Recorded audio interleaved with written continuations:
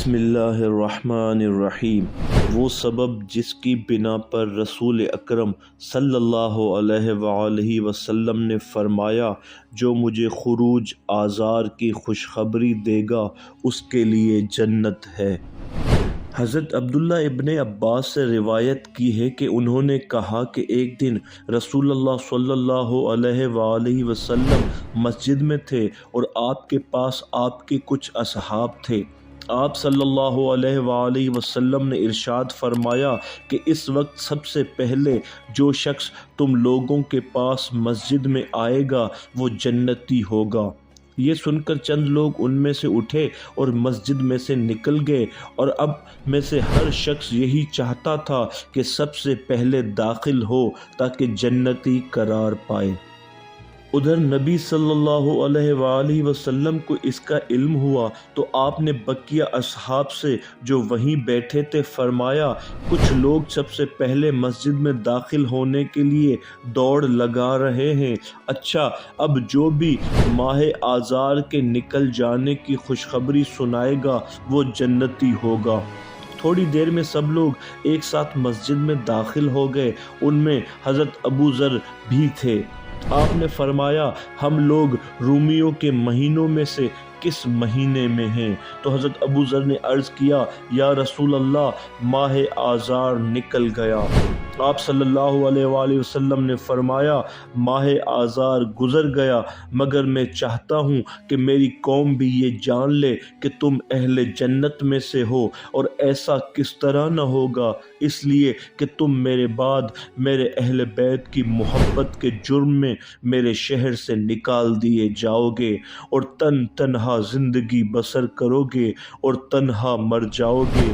چند لوگ تمہارے تجہیز و تکفین و تدفین کی سعادت حاصل کریں گے، وہ لوگ اس جنت خلد میں ہمارے ساتھ رہیں گے جس کا متقیوں سے وعدہ کیا گیا ہے۔ وہ کیا وجہ تھی کہ رسول اللہ صلی اللہ علیہ وآلہ وسلم نے فرمایا کہ نہ آسمانوں نے کسی ایسے شخص پر سایہ کیا اور نہ زمین نے کسی ایسے شخص کے پاؤں چھوئے جو ابو ذر سے زیادہ صادق اللہجہ ہو۔ انس بن مالک کہتے ہیں کہ ایک دن حضرت ابو ذر مسجد رسول اللہ صلی اللہ علیہ وآلہ وسلم میں آئے اور کہا، میں نے ایسی چیز کبھی نہیں دیکھی جو کل شب میں نے دیکھی۔ لوگوں نے پوچھا، تم نے کیا دیکھا؟ انہوں نے کہا کہ میں نے دیکھا رسول اللہ اپنے گھر کے دروازے سے رات کے وقت نکلے اور حضرت علی علیہ السلام کا ہاتھ پکڑا اور دونوں بقیع کی طرف چلے گئے، اور میں ان دونوں کے پیچھے پیچھے چلا۔ وہ دونوں مقابر مکہ کے پاس آئے، پس حضرت صلی اللہ علیہ وآلہ وسلم ذرا مڑ کر اپنے پدر بزرگوار کی قبر کی طرف پہنچے، وہاں 2 رکعت نماز پڑھی۔ ناگہاں میں نے دیکھا کہ قبر شق ہوئی ہے اور حضرت عبداللہ بیٹھے ہوئے ہیں اور کہہ رہے ہیں، اشہد اللہ الہ الا اللہ وان محمدًا عبدہ ورسولہ۔ حضرت صلی اللہ علیہ وآلہ وسلم نے کہا، بابا جان، آپ کا ولی کون ہے؟ انہوں نے کہا، اے فرزند، ولی کون؟ حضرت صلی اللہ علیہ وآلہ وسلم نے فرمایا، یہ علی ہیں۔ تو حضرت عبداللہ نے کہا، علی میرے ولی ہیں۔ حضرت صلی اللہ علیہ وآلہ وسلم نے اپنی ماں کی قبر کی طرف رخ کیا اور وہاں اسی طرح 2 رکعت نماز پڑھی جس طرح پدر بزرگوار کی قبر پر پڑھی تھی۔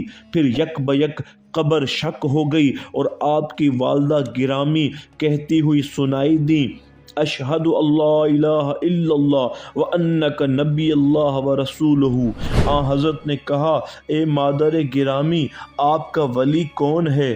ان محترمہ نے فرمایا، اے فرزند، ولی کون؟ حضرت صلی اللہ علیہ وآلہ وسلم نے فرمایا، یہی علی ابن ابی طالب تو ہیں۔ ان محترمہ نے کہا، ہاں، میرے ولی علی ہیں۔ اس کے بعد حضرت صلی اللہ علیہ وآلہ وسلم نے فرمایا، اے والدہ گرامی، اب آپ اپنی تربت اور روضہ میں جا کر آرام فرمائیں۔ حضرت ابو ذر سے یہ واقعہ سن کر لوگوں نے ان کی تکذیب کی اور کہا یہ جھوٹ بولتے ہیں۔ ان کا گریبان پکڑ کر رسول اللہ صلی اللہ علیہ وآلہ وسلم کے پاس لے گئے اور کہا یا رسول اللہ آج انہوں نے آپ پر بہت بڑا بہتان لگایا ہے۔ حضرت نے پوچھا انہوں نے کیا جھوٹ لگایا ہے؟ لوگوں نے کہا انہوں نے ایسا ایسا کہا۔ حضرت صلی اللہ علیہ وآلہ وسلم نے فرمایا کسی ایسے شخص سے جو ابو ذر سے زیادہ صادق اللہجہ اور سچ بولنے والا ہو، نہ اس نیلے آسمان نے کبھی سایہ کیا اور نہ کبھی زمین نے اس کے پاؤں چومے۔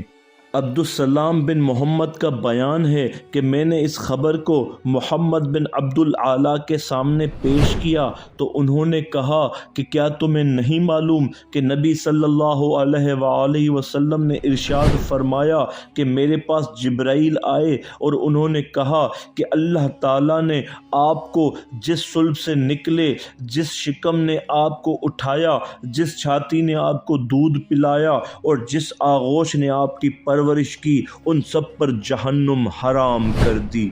عباد بن صہیب کا بیان ہے کہ میں نے ایک مرتبہ امام جعفر صادق علیہ السلام سے عرض کیا کہ یہ بتائیں کہ حضرت ابو ذر غفاری افضل ہیں یا آپ اہل بیت علیہم السلام؟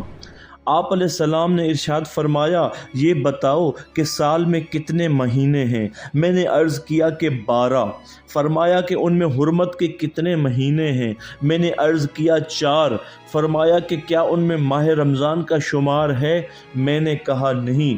فرمایا اب بتاؤ رمضان افضل ہے یا حرمت کے مہینے؟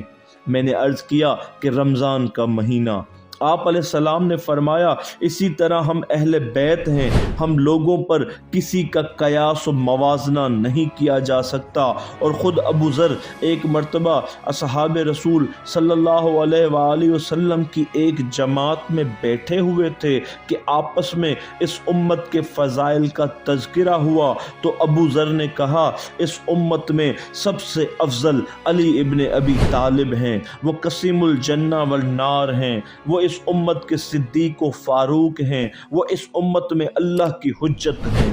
یہ سن کر سب لوگوں نے منہ بنا لیا اور ان کی بات کی نفی کی اور ان کی تکذیب کی تو ابو امامہ باہلی ان میں سے اٹھ کر رسول اللہ صلی اللہ علیہ وآلہ وسلم کی خدمت میں پہنچے اور ابو ذر کے قول اور لوگوں کے منہ بنانے اور ان کی تکذیب کو حضرت صلی اللہ علیہ وآلہ وسلم کے سامنے بیان کیا۔ آپ صلی اللہ علیہ وآلہ وسلم نے فرمایا اے ابو امامہ تم میں سے کوئی بھی ایسا نہیں ہے جو اس آسمان کے نیچے اور اس زمین کے اوپر ابو ذر سے زیادہ صادق اللہجہ اور سچ بولنے والا ہو۔ اللہ تعالیٰ سے دعا ہے کہ اللہ تعالیٰ حضرت ابو ذر غفاری رضی اللہ تعالیٰ عنہ پر کروڑوں رحمتیں نازل فرمائے۔ صدق اللہ العلی العظیم۔